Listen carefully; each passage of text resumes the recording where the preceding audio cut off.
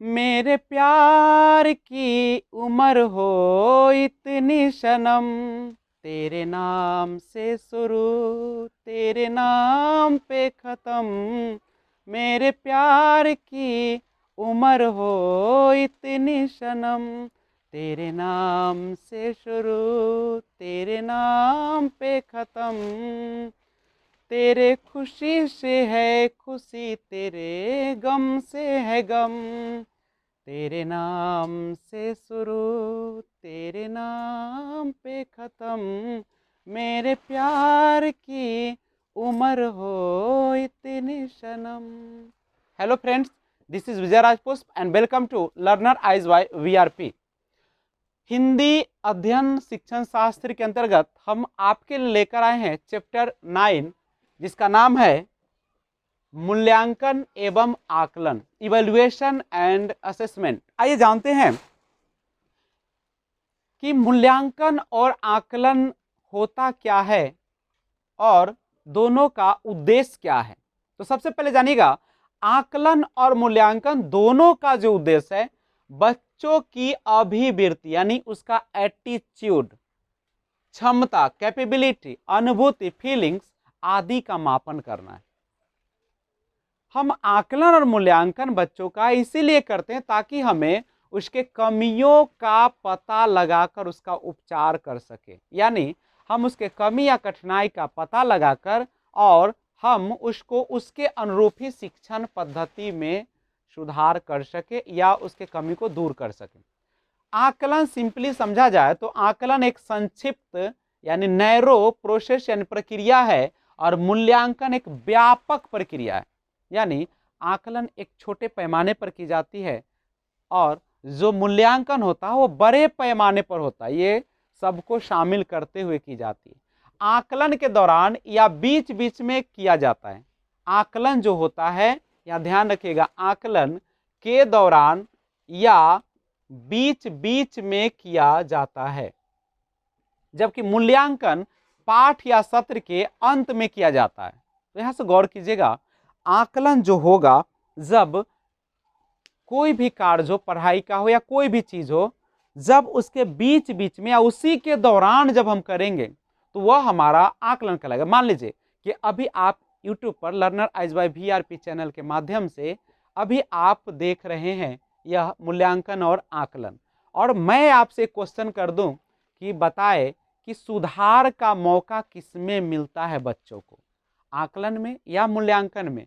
तो मैंने जब आपको बीच में ही क्वेश्चन डाला, अभी तो आप देख रहे हैं, समझ रहे हैं, तो यह जो हमारा प्रोसेस है के दौरान किसी चीज के बीच बीच में, तो वह हमारा आकलन की प्रक्रिया है। तो आपको पता ही है इस प्रकार का जो प्रक्रिया होगा वह आकलन के अंतर्गत आ जाएंगे। और अगर आपको बढ़ा दिया जाए और जब आपका पाठ को अंत कर दिया जाए और या सत्र का अंत कर दिया जाए, मान लीजिए कि हम हिंदी पेडागोगी चला रहे हैं, हिंदी अध्ययन शिक्षण शास्त्र चला रहे हैं, और यह जब चैप्टर अंत हो जाएगा और उसके बाद अगर मैं आपसे क्वेश्चन पूछूंगा या इसके बारे में जानना चाहूंगा तो वो हमारा मूल्यांकन होगा।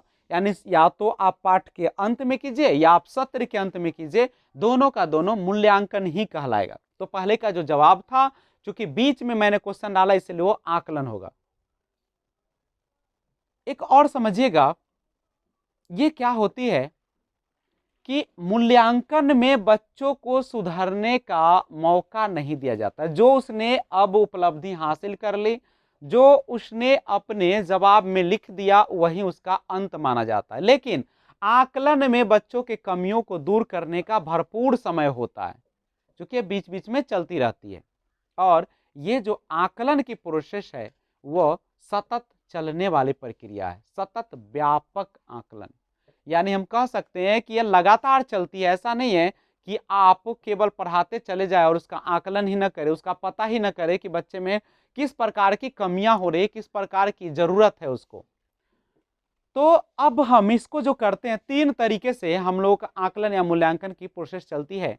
पहला होता है अधिगम के लिए आकलन, जिसे इंग्लिश में हम लोग कहते हैं लर्निंग फॉर असेसमेंट या लर्निंग फॉर इवैल्यूएशन। अधिगम का आकलन, लर्निंग ऑफ, यहाँ पे आप इवैल्यूएशन कर सकते हैं, और अधिगम के रूप में आकलन लर्निंग एज असेसमेंट या इवैल्यूएशन।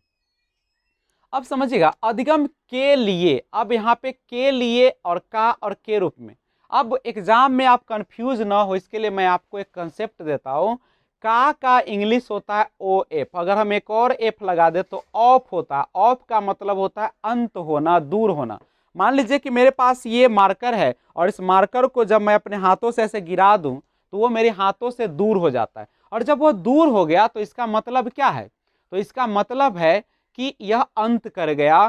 तो जब हम किसी सत्र के या पाठ के अंत में जब हम लोग क्या करेंगे, आकलन करेंगे, तो वही कहलाता है अधिगम का आकलन।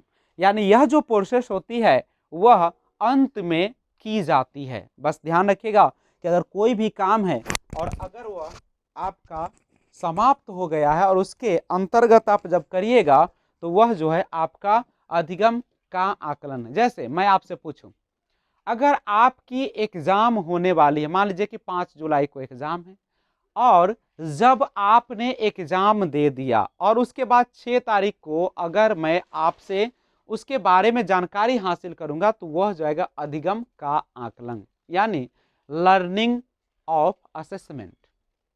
लेकिन जब आप किसी चीज के या किसी शिक्षण प्रक्रिया के दौरान ही या पाठ के दौरान ही जब आप उसका आकलन करते हैं, उसके बारे में जानने का कोशिश करते हैं कि कमी क्या है, कठिनाई क्या है, तो वह जो प्रोसेस होती है वह आपका अधिगम के लिए आकलन होता है, यानी लर्निंग फॉर असेसमेंट। यानी हम कह सकते हैं कि यह जो किया जाता है वह के दौरान किया जाता है, या हम इसे कह सकते हैं कि यह जो की जाती है अधिगम के लिए आकलन वह बीच बीच में चलने वाली प्रक्रिया है, सतत प्रक्रिया है, लगातार चलने वाली प्रक्रिया है। और यह जो किया जाता है वो कब किया जाता है? या तो पाठ या सत्र के अंत में ये प्रक्रिया करते। लेकिन अधिगम के रूप में लर्निंग एज असेसमेंट क्या होता है? के रूप में का मतलब होता है कि जब बच्चा खुद का आकलन खुद ही करने लगे। जैसे आपने किसी भी, मान लीजिए कि आपको प्रीवियस ईयर का मैंने क्वेश्चन दिया और आप उसको बनाए, और आप किसी दूसरे की मदद से नहीं, आप खुद यह पता कर ले कि मुझ में क्या कमी है, तो वह कहलाता अधिगम के रूप में आकलन। यानी इस स्पष्ट तौर पे जान लिया जाए कि जब कोई बच्चा शिक्षण प्रक्रिया के दौरान खुद का आकलन वह खुद करना शुरू कर दे तो वही कहलाता अधिगम के रूप में आकलन। इसे हम लोग सेल्फ असेसमेंट भी कहते हैं। यानी सेल्फ असेसमेंट का मतलब होता है खुद का आकलन। यह है आपका अधिगम के रूप में आकलन।